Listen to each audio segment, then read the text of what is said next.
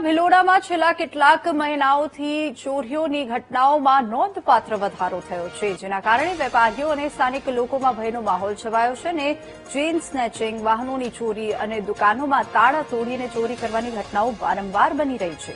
ગ્રામ પંચાયતો દ્વારા લાખો રૂપિયાના ખર્ચે આશરે 27 સીસીટીવી કેમેરા લગાવવામાં આવ્યા હતા. જો કે મહિનાઓથી આ કેમેરાઓ બંધ હાલતમાં પડ્યા છે. પરિણામે ચોરીની ઘટનાઓ વધતી જતી હોવા છતાં અપરાધીઓને પકડવામાં પોલીસને મોટી મુશ્કેલી પડી રહી છે. સ્થાનિક વેપારીઓ અને ગ્રામજનોએ જણાવ્યું કે લાખો રૂપિયાનો ખર્ચ કરીને કેમેરા લગાવવામાં આવ્યા, પરંતુ તેની જાળવણી પણ નથી થતી. જો કે ચોરીઓ વધતી જાય છે અને અમારી સુરક્ષા માટે કોઈ વ્યવસ્થા નથી. લોકો દ્વારા વહેલી તકે તમામ સીસીટીવી કેમેરાઓને કાર્યરત કરવા અને નિયમિત મોનિટરિંગ વ્યવસ્થા કરવાની માંગ કરાઈ છે.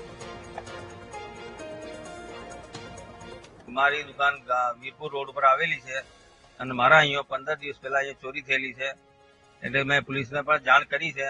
અને હવે હું એક જ વાત કે આપણે અહીંયા કેમેરા જે જૂના લાગેલા છે એ કેમેરા પાછા ચાલુ કરી દેવામાં આવે તો બહુ સારું કહેવાય. અને ચોરીના જે બનાવો બને છે એ ના બને એના માટે અમારે સીસીટીવી કેમેરા હોય તો એનાથી થોડો બચાવ થાય.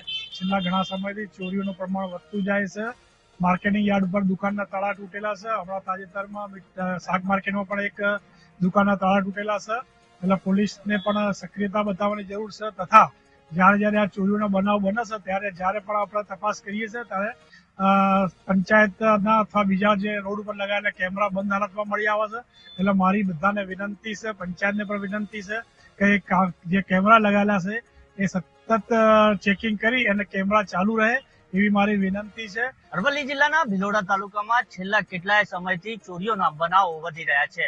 ત્યારે આ ચોરીઓના બનાવોમાં અટકાયત લાવવા માટે સૌથી મહત્વની જે કડી હોય છે સીસીટીવી કેમેરા, એમના દ્રશ્યો હું બતાવવાની કોશિશ કરીશ કે ભિલોડામાં ગ્રામ પંચાયત દ્વારા 27 જેટલા સીસીટીવી કેમેરા લગાવવામાં આવ્યા છે. સૂત્રો દ્વારા એવી પણ માહિતી મળી છે કે આ ગ્રામ પંચાયત દ્વારા જે આ 27 જેટલા કેમેરા છે તે કેમેરાઓની જે મેન્ટેનન્સ ખર્ચો હોય છે તે 15,000 રૂપિયાનો દર મહિને મેન્ટેનન્સ ઉઘરાવવામાં આવતું હોય છે. પરંતુ ક્યાંક ને ક્યાંક જે આ 27 જેટલા કેમેરાઓ છે તે કેમેરાઓ હાલ બંધ હાલતમાં છે.